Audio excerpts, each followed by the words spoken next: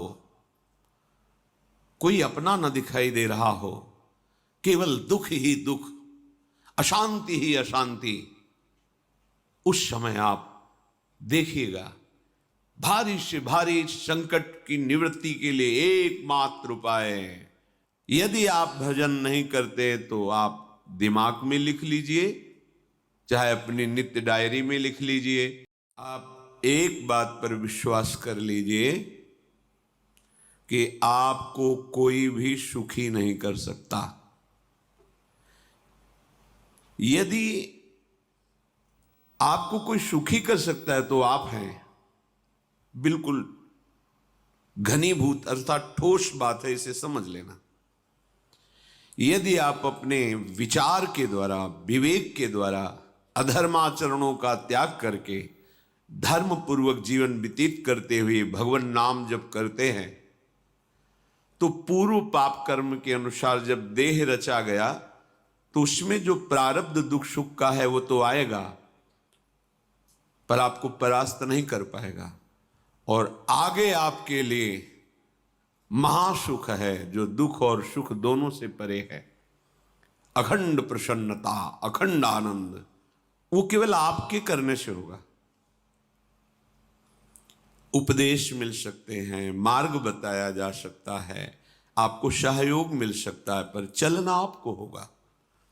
यदि आप नहीं चले तो ये कहीं भ्रम हो कि मैं कहीं जाऊं और मेरी दुख निवृत्ति हो जाए, तो इस भ्रम को छोड़ देना आप। क्योंकि हम आप तो बहुत छोटे जीव हैं, अर्थात बहुत लघु तपस्या, लघु पुण्य वाले हैं। हम उन महापुरुषों की बात करते हैं जिन्होंने आजीवन ऐसा तप संचय किया, फिर भी उनके शरीर में भारी से भारी दुख देखे गए। ये दुख और सुख एक भ्रमात्मक इंद्रजाल है माया का, ना दुख है न सुख है। जैसे जो सपने सिर काटे कोई, बिन जागे दुख दूर न होई। ऐसे स्वप्न में तुम चक्रवर्ती सम्राट बन जाओ तो जगने पर तुम थोड़ी रहोगे, तुम जो हो वही होगे। हम भगवान के चिदानंद अंश हैं। ये भूल कर हम अपने को स्त्री पुरुष, अच्छा बुरा, धनी निर्धन, दुखी सुखी आदि आदि बहुत सा प्रपंच है, इसे हम अपने दिमाग में बैठा लिया है। जब तक आप ये प्रपंच नहीं छोड़ोगे तब तक आपको सुखी कोई कर ही नहीं सकता, क्योंकि दुखालयम नाशवान संसार का तो तुमने अस्तित्व रखा है। अगर ये किसी के दूर करने से होता तो स्वयं जगत गुरु परब्रह्म परमात्म तत्व भगवान श्री कृष्ण सामने हैं और अर्जुन को कह रहे हैं, मात्रा स्पर्शास्तु कौन्तेय शीतोष्ण सुख दुखदा आगमा पायनो अनित्यास्तास्तितिक्षस्व भारत। हे भारत, हे अर्जुन, ये आने जाने वाले अनुकूलता प्रतिकूलता, गर्मी शीतलता, अर्थात काम क्रोध लोभ मोह मद मत्सर अपमान निंदा, ये सब ताप पहुंचाते हैं। अनुकूलता सम्मान यश कीर्ति धन वैभव, मानी हुई मान्यता, ये सब शीतलता पहुंचाते हैं। ये उष्णता और शीतलता, अनुकूलता और प्रतिकूलता आने जाने वाले हैं। भगवान ये नहीं कह रहे मैं मिटा दूंगा, कह रहे तास तितिक्षस्व भारत। हे अर्जुन, ये तुम्हें सहना होगा। यदि तुम इसे सह गए तो तुम्हारे हृदय में ऐसी स्थिति प्रकट हो जाएगी कि फिर ये स्पर्श भी नहीं कर पाएंगे। सहने से तुम्हारी भक्ति बढ़ेगी, तुम्हारा चिंतन बढ़ेगा, तुम्हारा स्मरण बढ़ेगा, सत्य वस्तु के लिए, सत्य तत्व के लिए तुम सुखी हो जाओगे। बिल्कुल खुली बात। आडंबर नाटक पाखंड इसकी जरूरत नहीं है। प्राकृतिक भोगों में सुख बुद्धि, देहाभिमान, विद्या रूप महत्व कुल धन यौवन अभिमान, यही तुम्हारे दुख का मूल है और ये कोई दूसरा नहीं हटा सकता। ये तुम्हें अपने विवेक सत्संग से प्राप्त हुए विवेक के द्वारा, शास्त्र स्वाध्याय से प्राप्त हुए विवेक के द्वारा इसे तुम्हें त्यागना है। दुख तुम पकड़े हो तो छुड़ा कौन सकता है? छुड़ाना तो आपको ही पड़ेगा। अगर कोई वादा करता है कि मैं आपको दुख रहित कर दूंगा, मुझे आज तक समझ में नहीं आया। दुख रहित होने का जो उपाय है वो गुरुजन, महापुरुष, संत जन बताते हैं कि जब चारों ओर अंधेरा छा रहा हो, कोई अपना न दिखाई दे रहा हो, केवल दुख ही दुख, अशांति ही अशांति, उस समय आप देखिएगा कोई एक है जो आपको बहुत प्यार कर रहा है। वो हमारे प्रभु हैं। आप जिनकी तरफ पीठ किए हो और जहां दुख है उधर मुख किए हो, वापस घूमो, सन्मुख होइएगा। सन्मुख होए जीव मोहि जबहि, जन्म कोटि अघनाशों तबहि। करोड़ों जन्मों के पाप नष्ट कर देते हैं भगवान। जहां प्रभु की तरफ हुए तो पता चला बहुत जन्मों से बिछुड़ा था, वो मेरे स्वामी मिल गए। भारी से भारी संकट की निवृत्ति के लिए एकमात्र उपाय भगवान श्री हरि का आश्रय, उनके नाम का जप। सत्य मान लीजिए, आडंबर से कुछ नहीं होना। चाहे जितने जंतुर बांध लो, चाहे जितना जो कुछ जादू टोना जो मनावे सो कर लो, बारी मथे घृत होए बरु शिकताते बरु तेल, बिनु हरि भजन न भवतरी यह सिद्धांत अपेल। विनिश्चितम बदामि तेन अन्यथा वचांस में हरि भजन्ति नरा। अटल बात है, यदि भजन नहीं करोगे तो तुम्हें कोई सुखी नहीं कर सकता। तात्कालिक आपको ऐसा लग सकता है मेरा काम बन गया, नहीं, वो तत्कालिक है। हमारा काम बनना तो तब होगा जो हमारा आवागमन मिट जाए, सदा सदा के लिए मुझे ऐसी वस्तु प्राप्त हो जाए कि जहां चाह ही खत्म हो गई, जहां दुख ही खत्म हो गया। वो हमारा स्वरूप है, वो हमारे आराध्य देव हैं। प्रार्थना मान लीजिए, भटकाव से बचिए। ये कलिकाल मलायतन मन कर देख विचार, श्री रघुनाथ नाम बिन नाहिन आन आधार। महापुरुषों ने स्पष्ट कहा है। ये मलायतन मल का आगार है। मल माने कामना, नाना प्रकार की वासना, भ्रष्ट आचरण, छल कपट, दंभ पाखंड, बोलबाला, इसका एकमात्र श्री भगवान का नाम आधार है। जो चाहत है नित्य सुख अरु मन को विश्राम, तो हित ध्रुव हित सो भजत रो पल पल श्यामा श्याम श्यामा श्याम श्यामा श्याम। यदि सच्चिदानंद शाश्वत सुख चाहते हो, जहां से कभी हटना ना पड़े, केवल सुख ही सुख है, आनंद ही आनंद है, और मन का विश्राम चाहते हो कि भाग दौड़ मन की मिट जाए, तो बस प्रेम से बोलते रहो श्यामा श्याम श्यामा श्याम, राधे श्याम, राधा राधा राधा वल्लभ। ये बड़ी शोध करके महापुरुषों ने बात कही है। यदि आप भजन नहीं करते तो आप दिमाग में लिख लीजिए, चाहे अपनी नित्य डायरी में लिख लीजिए, जो आप दिनचर्या लिखते हैं। आपको कहीं भी कभी भी कोई भी सुखी नहीं कर सकता। गांठ बांध लीजिए, भटकने की जरूरत नहीं है। और यदि नाम जप करने लगे, धर्माचरण करने लगे, तो तुम आशीर्वाद देने वाले बन जाओगे। सातरति सातरति सा लोकांतारयति। ध्यान दीजिए, वो तर जाता है, वह तर जाता है, वो लोकों को तार देता है। जब पृथ्वी में भयंकर पापाचरण की वृद्धि हुई,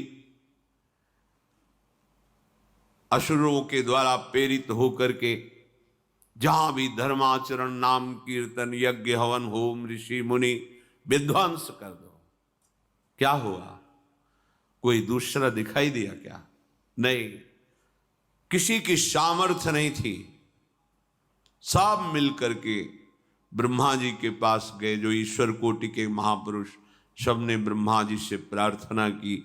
ब्रह्मा जी ने कहा, हम भी जिनके सेवक हैं वही प्रभु अब हमारे दुख का निवारण कर सकते हैं। सोचो, आप किसी और से दुख निवृत्त कराना चाहते हैं? जिसने सृष्टि बनाई है, भगवान ब्रह्मा जी भी कह रहे हैं मैं जिनके सेवक हूं, वही प्रभु हमारे और आप सबके दुखों का निवारण करते हैं। तो आपको समझ में नहीं आ रहा कि एकमात्र भगवान श्री हरि ही हमारे दुख का निवारण कर सकते हैं। हमें कहीं भागने दौड़ने की जरूरत नहीं है। साधु समागम इसलिए किया जाता है कि हृदय पवित्र हो जाए। पवित्र हृदय की पहचान बुद्धि में विवेक का प्रादुर्भाव हो जाए, और विवेक से मोह का नाश करके हम निरंतर प्रभु के प्रेम में डूबे, भजन में डूबे।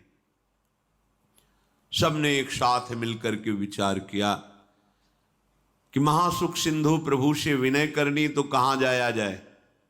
वैकुंठ चले, किसी ने कहा क्षीर सागर चले। अपनी अपनी भावना व्यक्त कर रहे थे। तेहि समाज गिरजा में रहेऊ, अवसर पाई वचन एक कहेऊ, हरि व्यापक सर्वत्र समाना, प्रेम ते प्रगट होई मैं जाना।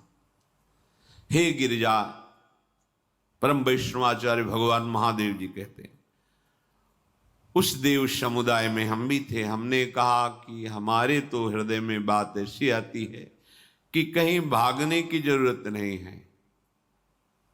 हरि व्यापक सर्वत्र समाना, जैसे वो वैकुंठ में विराजमान है, क्षीर समुद्र में विराजमान है, ऐसे कण कण में विराजमान है। बस तुम प्रेम से पुकारो, जहां पुकारोगे वहीं प्रभु प्रकट हो जाएंगे। नाम बाणी जहां श्याम श्यामा तहां, नाम बाणी निकट श्याम श्यामा प्रगट। सिद्ध सिद्धांत है, भटकने की जरूरत नहीं।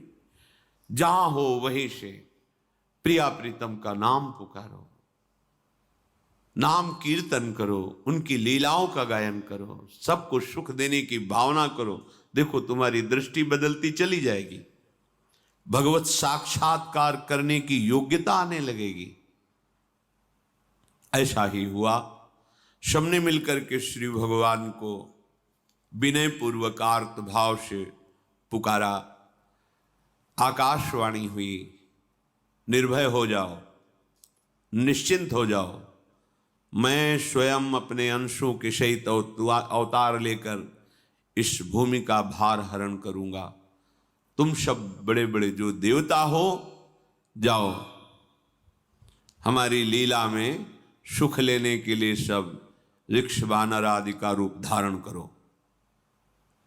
ब्रह्मा जी, महादेव जी, बड़े बड़े ईश्वर कोटि के लोकपाल बहुत प्रसन्न हुए, क्योंकि भगवद वाणी सत्य है, त्रिकाल सत्य है। सबको विश्वास हो गया कि अब मारा तो जाएगा ये महासुर, जिसको लगता था कोई ना मंत्र के द्वारा मार सकता है, ना अस्त्र के द्वारा मार सकता है। स्वयं श्री भगवान पधार रहे। भगवान ने जो निरंतर भजन प्राण रहते हैं, कश्यप जी, अदिति जी, वो भगवान के वात्सल्य में भरे थे। प्रभु जब प्रकट हुए तो उनसे कहा, मुझे आप जैसा पुत्र चाहिए। प्रभु ने कहा कि मेरे जैसा तो मैं ही हूं, अद्वितीय हूं, दूसरा कोई है नहीं, मैं ही अवतरित होऊंगा। भजन में देखो कितनी सामर्थ्य है। जगत पिता को पुत्र रूप में प्राप्त कर रहे हैं। वही चक्रवर्ती सम्राट अवधपुरी के नरेश महाराज दशरथ जी के रूप में, जिनके महामहिम अद्भुत सौभाग्य प्राप्त करने वाली 3 ये रानियां, श्री कौशल्या जी, श्री कैकेयी जी, श्री सुमित्रा जी, भगवान वशिष्ठ जी इनके गुरुदेव हैं। प्रायः बड़े बड़े महान जो राज्य पालक रहे उनके ऊपर, राजा के ऊपर महाराजा विराजमान रहे। ऊपर से स्वर्गलोक आदि लोकों से भी ये शिक्षा मिली है। देवराजेंद्र तो भगवान बृहस्पति, दैत्यराज बलि तो भगवान शुक्राचार्य, जनक जी तो सदानंद जी महाराज, दशरथ जी तो वशिष्ठ जी महाराज। ऐसा था, क्योंकि जहां हमारा विवेक काम नहीं करता वहां ये ब्रह्मबोध संपन्न महापुरुष तत्काल हमको संभालते हैं। महाराज दशरथ जी के हृदय में प्रबल लालसा हुई कि अब अवस्था व्यतीत होती जा रही है, पर जो गृहस्थ धर्म का परम लाभ है वो तो हुआ ही नहीं। वशिष्ठ जी के चरणों में प्रणाम करके कहा, भगवान एक ही बात की असंतुष्टता है, हमारे कोई पुत्र नहीं है। वशिष्ठ जी ध्यानस्थ हुए, ध्यान में देखा और उनका, तुम्हारा जैसा सौभाग्य अन्य का किसी का नहीं हो सकता। तुम्हारे यहां स्वयं सच्चिदानंद भगवान श्री हरि अपने अंशों के साथ अवतरित हो रहे हैं। श्रृंगी ऋषि को बुलाया गया, पुत्रेष्टि यज्ञ करी, उसमें साक्षात भगवान अग्निदेव प्रकट होकर के खीर दिया और कहा अपनी रानियों को पवा दीजिए। वशिष्ठ जी के आज्ञा के अनुसार उस खीर को 2 भाग में किया। प्रथम भाग श्री कौशल्या जी को दिया, जो दूसरा भाग था उसके 2 भाग किए, उसका 1 भाग कैकेयी जी को दिया। अब जो 1 भाग बचा उसके 2 भाग किए और वशिष्ठ जी की आज्ञा के अनुसार 1 माता कौशल्या जी को, 1 कैकेयी जी को दिया। उन्होंने अपने हाथ से सुमित्रा जी को दिया, तो सुमित्रा जी के गर्भ से लक्ष्मण और शत्रुघ्न, कौशल्या जी ने जो भाग दिया उससे लक्ष्मण जी प्रकट हुए, जो रामचरण अनुरागी, अद्भुत अद्भुत हरि प्रेमी। शत्रुघ्न जी भरत चरणों का आश्रय लिए हुए राम जी का सेवन करते हैं। बड़ा रहस्य है, कितनी मर्यादा है गुरु की आज्ञा से। जहां जैसा विधान होना चाहिए वैसा, तो उस बड़ा मंगल स्वरूप ये महामहिम जगत पावन करने वाली माताएं मानो अपने गर्भ में अखिल ब्रह्मांडों के स्वामी को धारण किया।